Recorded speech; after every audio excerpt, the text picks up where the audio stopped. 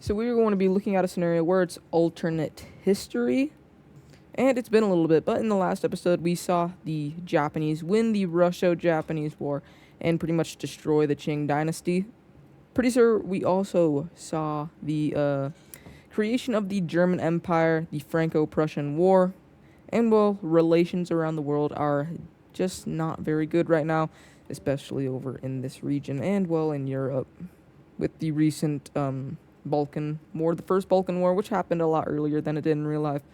But Bulgaria, Romania, Serbia, I don't know what this is, Greece, Albania, and Montenegro all gaining land or getting their independence.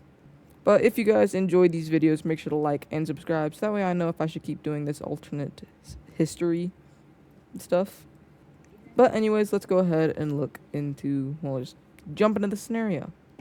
Oh, Austro-Hungary. Oh, Austro-Hungary. Actually, no, it's not Austro-Hungary. It's not the Austro-Hungarian Empire. It's still the Austrian Empire. And, well, they're going to be getting colored blue, and that's pretty dang bad. But what we see happening is the Second Hungarian Revolution taking place. The first one took place back in 1848, which, of course, this scenario started inside of 1880 around when the United States Civil War happened, the American, Civil War, which the Confederates won and actually gained New Mexico territory. But this Hungarian Revolution is actually gaining speed because, well, the Hungarians are mad about this recent Bosnian expansion into the Balkans. Unrest grew because, well, the stock market inside of Austro-Hungary may have also, well, not Austro-Hungary, but inside of Austria may have also collapsed. And, well, we see just this front line looking like this, and let's jump into this war. The Austrians are actually going to push back over in this north, reconnecting up with their northern part. But the Hungarians are actually going to invade down into this new Bosnian area that Austria recently annexed. And we also see small pushes up into the north. But over here we just see a massive push into this Hungarian rebellion, I guess. I don't know what this would be. But what we see is Italy joining in on this war, and this is because, well, they want these lands up here because, well, yeah. And, well, there actually aren't that many troops up in this Austrian region, so we see the Italians moving into these areas that they want. They then send a peace treaty over to Vienna, which the Austrians kind of just rip apart, and then they actually start destroying the Italians.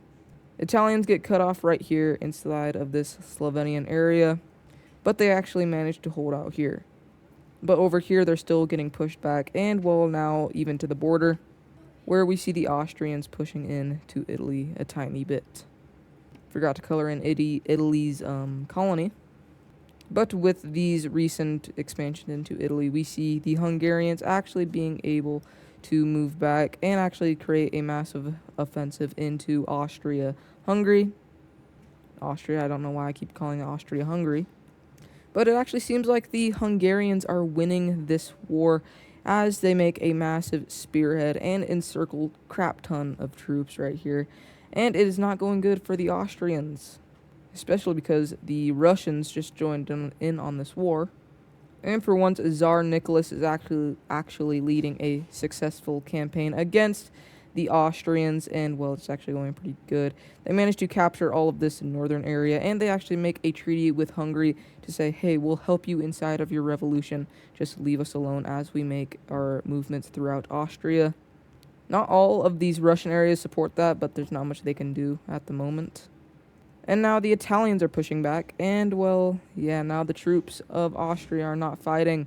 And, well, yeah, it's not going too good.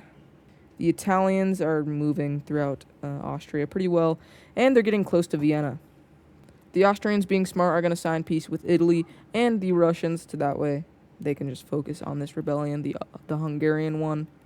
The Italians are going to be like, bet. And, well, they take all of this land inside of the peace treaty, which is quite a dang bit. The Italians leave the war, getting a lot of land that they wanted to. But the Russians, they don't leave the war. And the Russians are still pushing into Austria. And, well, another rebellion is going to happen. over in Bohemia, we see all of Bohemia just declaring their independence away from Austria, and well, the Austrian Empire is falling apart. But with a little bit of troop reorganization, we see the Austrians managing to beat back the Hungarians, and well, they're managing to capture a lot of land, even meeting back up with the original area here.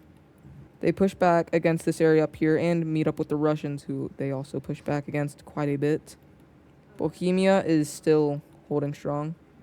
But I guess good news for the Austrians, as Sweden joins this war on the side of, well, not on the side of anyone, but they want to retake this Finnish land that they had after the Russians took it from them in the First Northern War.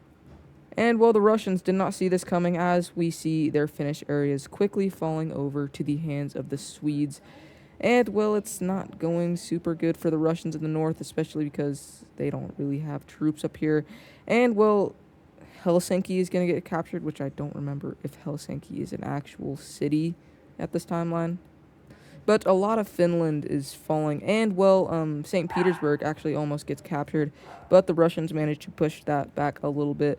But they managed to actually lose all of this area of Finland, and it is not good for the Russians. We then see a Crimean Revolution, and this right here is going to lead to the Russians leaving. They're going to surrender to Sweden, and they're also going to surrender over to Austria. So the Austrians gain all of this land back. And well, if you want to know who wins this Crimean War, it's actually the Russians. The Swedish take all of this land, and it is actually quite a bit, and now the Swedish are happy. And well, it's kind of bad now. The Austrians have ran out of money. And well, now Bohemia and this, I need to change the color for that. But the Hungarians and Bohemia are now pushing through this Austrian area very easily. They meet up, and well, they kind of just begin invading a bunch of crap that they don't really need. And it's actually Bohemia who goes down and pretty much takes Vienna, and Austria is just, it's done. The rebellions got the most of Austria, and it has fallen. Let's look at a peace treaty, and well, let's see if Austria is actually going to be fully gone. In this peace treaty, we actually see this kind of weird state popping up. It doesn't really have a name yet, and well, if you want to name it in the comments, go ahead. Hungary gets their independence. The Second Hungarian Revolution of the Austrian Empire actually succeeds, and they get their independence. Bohemia is also here, which, if you don't know what Bohemia is, hopefully I'm saying it correctly, but it's just Czechia. It's the old Czechian name. And well, Austria actually still exists. It still has pretty much the same government, but the old leader was assassinated, and well, it's been reduced down to the Bosnian lands, and well, all this. The Bosnian lands did not actually get to have its independence. And well, that is going to actually do it for this episode. I didn't have much time to record this yet again. But anyways, if you guys did enjoy this video, make sure to like and subscribe. On the road to 2K. Let's go. Make sure to go on and watch the most recent short I uploaded. Go and like that video. And do know that I did state something wrong. I meant to say the end of May, not April. But it was too late by the time I noticed. And well, yeah, it's kind of too late now. Go and like that video if we get 1,000 likes on that video, and I get to 2,000 subscribers before the end of May. I will do a tutorial on how I make my videos. But anyways, bye. And a special thanks to our members, LaserTaze, Super Norby, Eddie, Gail Martinez, Green Team Mapping, PJ Likes Cheeto, King Cheese, and Dark Mapping. Thank you guys.